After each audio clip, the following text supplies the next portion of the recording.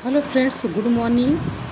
आज मेरे दिन की शुरुआत 4 बजे से स्टार्ट हुई है और यहाँ पे मैं मॉर्निंग में अपनी पढ़ाई कर रही हूँ। बच्चे दूसरे रूम में सो रहे हैं और मैं दूसरे रूम में अपनी पढ़ाई कर रही हूँ, क्योंकि वहाँ पे मैं लाइट जला नहीं सकती थी।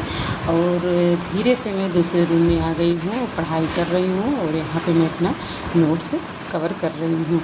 तो बहुत सारे लोग बहुत कंफ्यूज में हैं कि क्या टीजीटी पीजीटी 2026 की तैयारी बिना कोचिंग के की जा सकती है। तो बिल्कुल की जा सकती है, लेकिन बिना कोचिंग का मतलब बिना स्ट्रेटजी के पढ़ना नहीं है।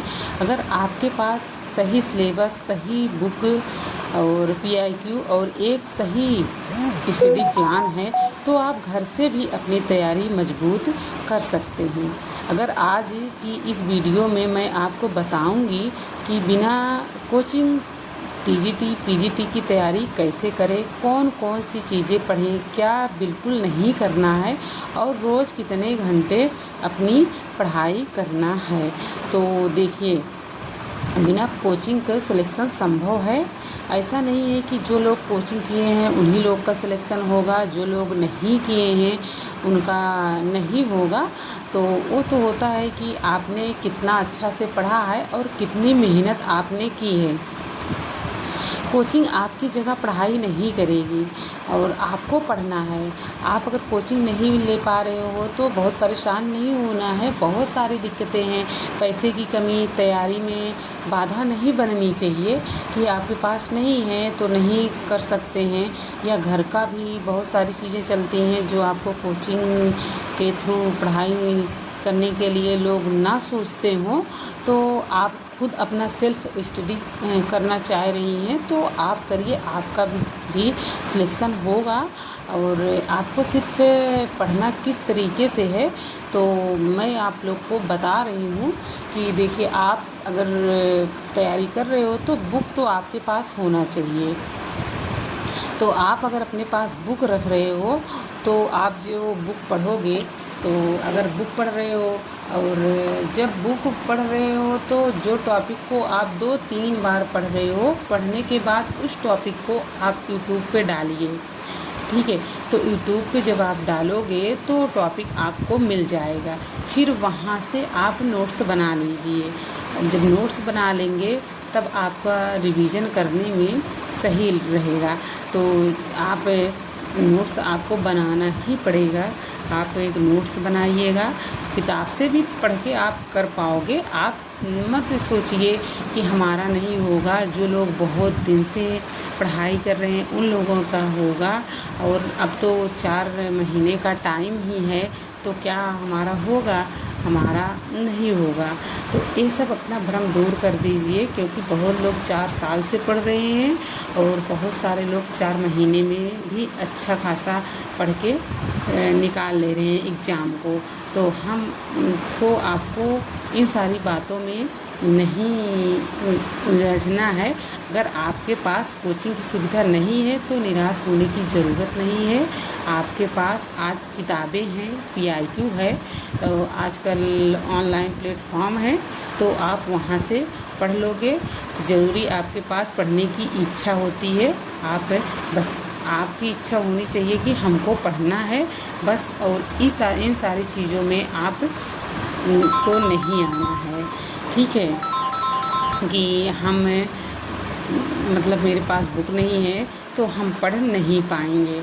आप पढ़ लोगे, लेकिन एक सिलेबस आपको पकड़िए। एक सिलेबस आपको अपने पास रखना है जो कि आपको अच्छे से उसको कवर करना है, उस सिलेबस को। और सिलेबस आप अगर कहीं लिख के रखोगे, तब आप जैसे आपने सिलेबस को लिखा है और फिर हर दिन आप जो टॉपिक आप पढ़ रहे हो उस टॉपिक को आप उसको उस पर टिक करते जाओ कि मैंने आज इस टॉपिक को मैं पढ़ा है। और उस टॉपिक को आपको कई बार रिवीजन करना पड़ेगा। और आप कोचिंग लोगे तो मैं कोचिंग की सच्चाई बताती हूँ कि किस तरीके से आपको पढ़ाया जाता है कोचिंग में। तो जैसे आप कोचिंग कर रहे हो, ठीक है, तो कोचिंग आप जब करोगे तो 3-4 महीने आपके पास टाइम है। तो अगर 3-4 महीने अगर टाइम बचा है तो आप क्या करना है आपको, फ्रेंड्स फ़ोन आ गया था ना, तो फिर उस टॉपिक से मैं भटक गई कि जिस टॉपिक पे बात कर रही थी, तो फिर मुझे बाद में फिर से याद आ गया।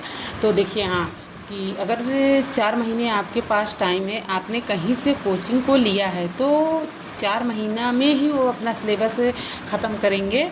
उसके पहले आपका सिलेबस कंप्लीट नहीं हो पाएगा। जैसे आपका एग्ज़ाम 10-15 दिन रह गया है, तब जाके ख़त्म होगा। लेकिन अगर आप बुक से पढ़ रहे हो, तो आप 1 महीने में या 1.5 महीने में आप अपना सिलेबस कंप्लीट कर लोगे। फिर आपका रिवीजन ही करना रहेगा, आप रिवीजन करो। और अब तो यूपी टीजीटी पीजीटी में तो जीएस भी ऐड हो गया है, तो अब जीएस भी पढ़ना है। और जीएस पढ़ना है, और माइनस मार्किंग भी है, 1/3 का है। तो आपका अगर 3 गलत होगा तो 1 तो आपका सही भी उसमें कटेगा। अब इसको भी ध्यान देना है, और ध्यान रख के ही पढ़ाई करनी है। तो अब इसका भी विशेष ध्यान रखना पड़ेगा। अब जीएस भी आपको पढ़ना है, और जहाँ से अगर बैच आपने अगर लिया है, तो वहाँ आपको इतना जल्दी आपका सिलेबस कंप्लीट आपको नहीं मिलेगा, और बुक आपको रखना पड़ेगा। तो हमारी समझ से अगर आपके पास बुक रहे तो ज़्यादा बेटर है, क्योंकि सेल्फ स्टडी करना बहुत अच्छी बात है। सेल्फ स्टडी करना भी चाहिए, और कोचिंग के ही भरोसे नहीं रहना चाहिए। अपने पास कुछ बुक वगैरह रख लेनी चाहिए, जिससे कि आप पढ़ते रहो। और जो आपको क्लासें मिल रही हैं, तो आप वहाँ से करिए। और सब लोग इतना मतलब कि है नहीं कि सब लोग बैच के ही थ्रू पढ़ाई करें। बहुत सारी चीज़ें हैं जो लोग बैच नहीं ले सकते हैं, तो परेशान भी हो रहे हैं। तो बिल्कुल भी आपको परेशान नहीं होना है। परेशानी आपको पढ़ने नहीं देगी। अगर आप बार बार अगर इसी चीज़ को सोचोगे, तो आप बुक ले लो। और बुक आपके पास प्रैक्टिस सेट की भी होनी चाहिए। जैसे मेरा सब्जेक्ट हिंदी है, तो मैं हिंदी के बारे में बता रही हूँ कि जैसे यूथ कंपटीशन की बुक है। कहीं भी एग्ज़ाम हुआ है, किसी भी स्टेट में एग्ज़ाम हुआ है, तो उसकी आप प्रैक्टिस सेट आप अपने पास रखिए। और जब आप पढ़ोगे और फिर उसके बाद आप प्रैक्टिस करोगे, तो पहले तो आपके 30-40 नंबर ही आएंगे। मैं सच्चाई बताती हूँ। पहले आपको कुछ भी समझो नहीं आ रहा है। जब पहली बार आप टेस्ट दोगे, फिर आप अपनी गलतियों को सुधारोगे, फिर आप रिवीजन करोगे। जब दोबारा से फिर से आप वही टेस्ट को दोगे, तो फिर आपका नंबर बढ़ेगा, और बढ़ता ही जाएगा। तो ऐसा भी ना करो आप कि एक दिन खूब पढ़ रहे हो, फिर 2-3 दिन फिर गैपिंग कर दो, फिर पढ़ो। तो मतलब कि पढ़ो, हर दिन पढ़ो, चाहे थोड़ा ही पढ़ो, लेकिन पढ़ो। अगर 1-2 दिन आपने नहीं पढ़ा ना, तो फिर ऐसे मन नहीं लगता है, फिर से मतलब मन ही नहीं करता है कि हम पढ़ाई करें।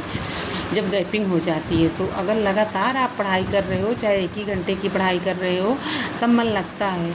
अगर आप बीच में गैपिंग कर दोगे, तो फिर मन नहीं लगता है फिर से पढ़ाई करने में। तो हर दिन पढ़ो, चाहे थोड़ा ही पढ़ो, लेकिन पढ़ो, हर दिन पढ़ो, चाहे जो भी आपको टाइम मिले। लेकिन देखिए, अगर एग्ज़ाम को निकालना है, तो फिर ज़्यादा मेहनत तो करनी ही पड़ेगी। बिना ज़्यादा मेहनत वो कुछ भी नहीं होने वाला है। ये सोचो कि हम चलो आज पढ़ेंगे, एक दिन बाद नहीं, बाद में पढ़ेंगे।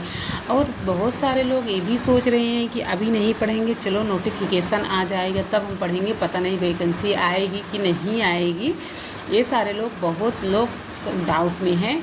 तो बहुत लोगों के दिमाग में चल भी रहा है कि हम बाद में पढ़ लेंगे, अभी तो नोटिफिकेशन आया ही नहीं है, पता नहीं वैकेंसी आएगी कि नहीं भी आएगी, और हम अभी से क्या ही पढ़ें और बैच क्या ही लें।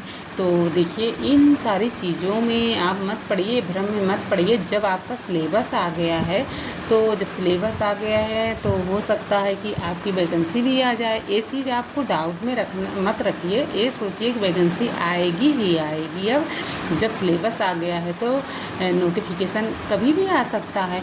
और 4 महीना का जो टाइम है, दिसंबर तक एग्ज़ाम भी इसका हो जाएगा। उसी में नोटिफिकेशन भी रहेंगे, उसी में एग्ज़ाम का फॉर्म फिलअप भी रहेगा, और उसी में आप मतलब उसी में सब कुछ आपका हो जाएगा। तो आपको तो ज़्यादा पढ़ना है। अब जीएस भी आपको पढ़ना है और जीएस में अच्छे से पढ़ना है, तो 30 नंबर का आपको जीएस पढ़ना है और 90 नंबर आपका जो सब्जेक्ट है उससे भी आते हैं क्वेश्चंस। तो 90 नंबर तो आपका सब्जेक्ट का है और 30 मतलब 90 क्वेश्चंस आपके सब्जेक्ट के हैं और 30 क्वेश्चंस आपके जीएस के हैं। तो अच्छे से पढ़ेंगे। अगर पता चला कि हम आते हुए क्वेश्चंस गलत कर देते हैं, होता है ऐसे कि जब आ भी रहा है तो भी हम उस टाइम तो एग्ज़ाम हाल में गलत करके आते हैं, जब बाहर निकलते हैं ना तब सोचते हैं अरे नहीं ये वाला होना चाहिए, तो ऐसे पे तो नंबर कट जाएगा। तो अब बहुत सोच समझ के पढ़ना है और बहुत सोच समझ के आंसर भी देना है। तो उसके लिए फिर अच्छे से पढ़ाई होनी चाहिए और बुक वगैरह आप लोग ले लीजिए, प्रैक्टिस करते रहिए, मॉक टेस्ट का भी विशेष ध्यान दीजिएगा।